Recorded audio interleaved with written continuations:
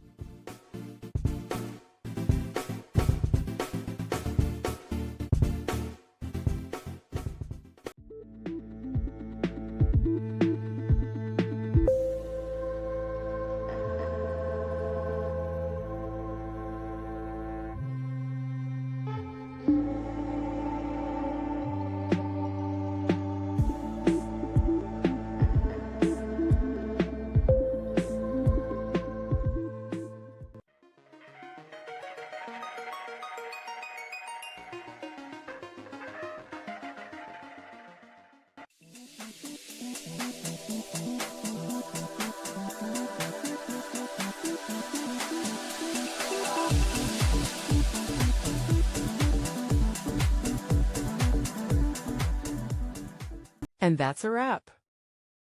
I hope you found the answer you were looking for. If you did, take a second to hit that subscribe button. It really helps out.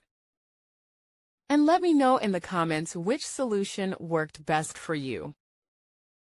See you next time in the debug zone.